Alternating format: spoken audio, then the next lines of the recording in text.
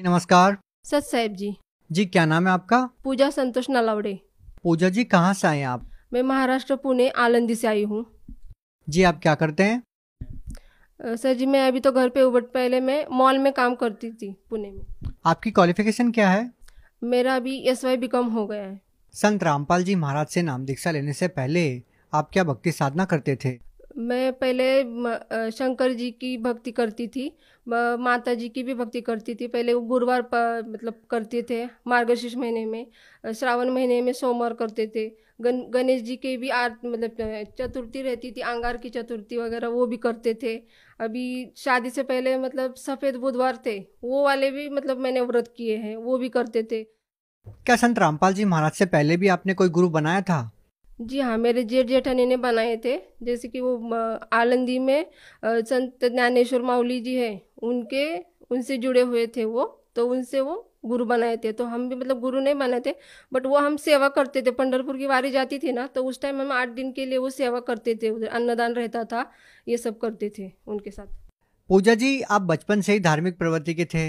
आपने पहले भी गुरु बना रखा था, तो फिर आपने संत रामपाल जी महाराज से नाम दीक्षा क्यों ली? उसका ऐसा है सर जी, कि मेरे जेठ जेठानी का जो बेटा था बड़ा, तो वो मतलब उसने सुसाइड किया था। तो वो सुसाइड करने के बाद 8 दिन वैसे मिला ही नहीं था। और हमने सब तांत्रिक ये सब सब ब्राह्मण ये सब सब देख लिया था। और बेटे ने सुसाइड तो मतलब घर के आगे ही किया था। बट वो दिख नहीं रहा था किसी को भी। तो फिर उसकी वजह से फिर मेरा पूरा माइंड ही चेंज हो गया। इतने भगवान की सब भक्ति करते ये करते, फिर ऐसा क्यों?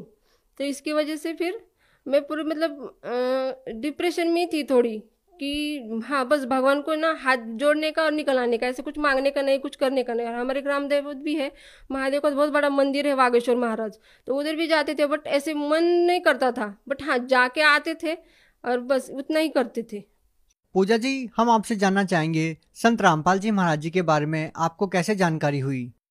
मेरे पति जो सलून में जाते थे, तो उधर जो सलून में कटिंग करने वाले थे, वो कबीर जी के कुछ तो भजन वगैरह लगाते थे, उनको कुछ बताते भी थे। तो उन्होंने ऐसे बता के उनको है ना, वो कबीर जी के कुछ वाणी वगैरह सब मतलब बोलते थे कि आप वो सुनो, वो कोई मतलब ये।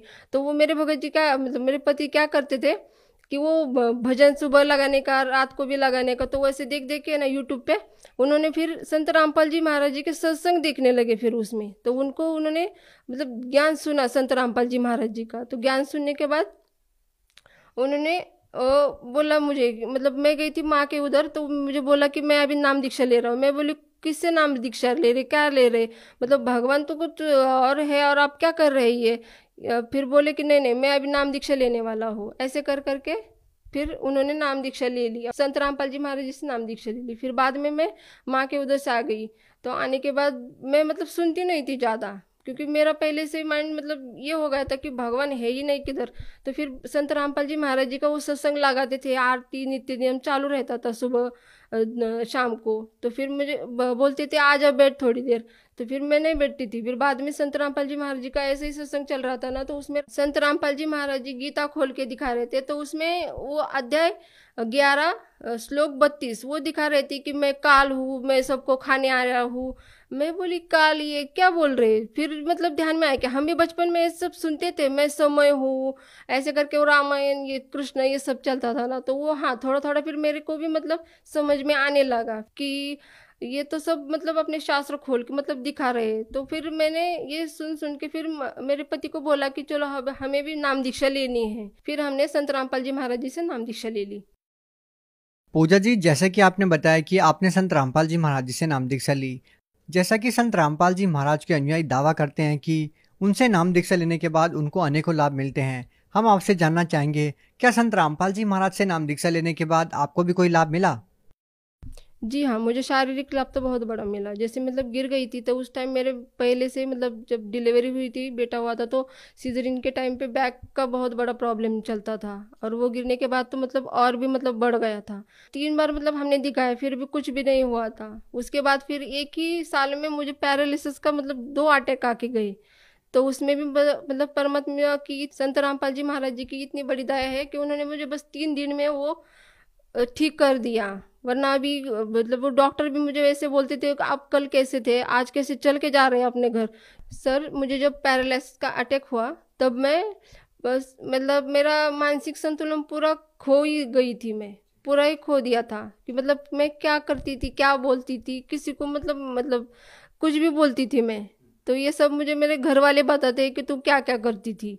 तो फिर जब डॉक्टर भी बोले कि आप कल कैसे थे, आज कैसे हो, मतलब कल तो इतना चिल्ला चिल्ला के कुछ भी बोलते थे, ये करते थे, आज कैसे हंस रहे हो। फिर आज तीसरे दिन ही मुझे डिस्चार्ज मिल गया था, आईसीयू में थी। और पैरालिसिस का मतलब इतना बड़ा अटैक, वो भी संत रामपाल जी महाराज जी की वजह से है ना, मेरा दूर हो गया।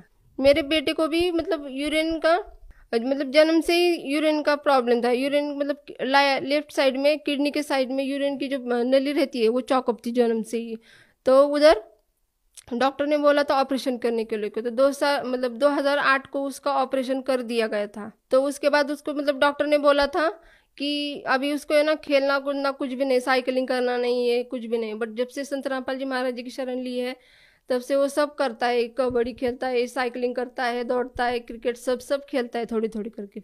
मुझे और एक लाभ शारीरिक बताना चाहती हूँ कि गुप्तांग में जैसे मेरी 2 ऐसे छोटे छोटे फोड़े थे, तो वो ऐसे ही थे रुके हुए। तो फिर संत रामपाल जी महाराज जी से नाम लेने के बाद फिर उसका मतलब 2 साल बाद है ना वो छोटे छोटे मतलब थे ना, तो अभी बड़े हो गए, जैसे मतलब सुपारी टाइप जैसे रहते हैं ना वो उस टाइप हो गए। तो फिर 2-3 दिन है ना मुझे बहुत तकलीफ हो गई।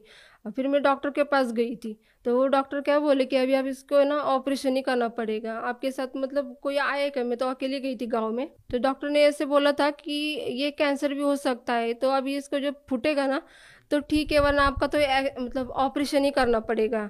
तो उन्होंने मुझे एक चिट्ठी भी मतलब लिख के दी थी। तो फिर वो बोले कि देख लो, वरना फिर मैं एक 15 रुपए की आपको एक गोली एक लिख के देती हूँ, देखते दोपहर तक होता है कि नहीं, वरना आपको तो एडमिट ही होना पड़ेगा। फिर मैं घर पे आ मतलब पहले डॉक्टर के पास जाने से पहले भी मतलब संत रामपाल जी महाराज जी को दंडवत प्रणाम करके गई थी कि संत रामपाल जी महाराज मुझे दवाखाना बिल्कुल मत भेजो ज़्यादा। तो फिर आने के बाद फिर से मतलब दंडवत किया और फिर खाना खा के सो गई वो गोली खा के।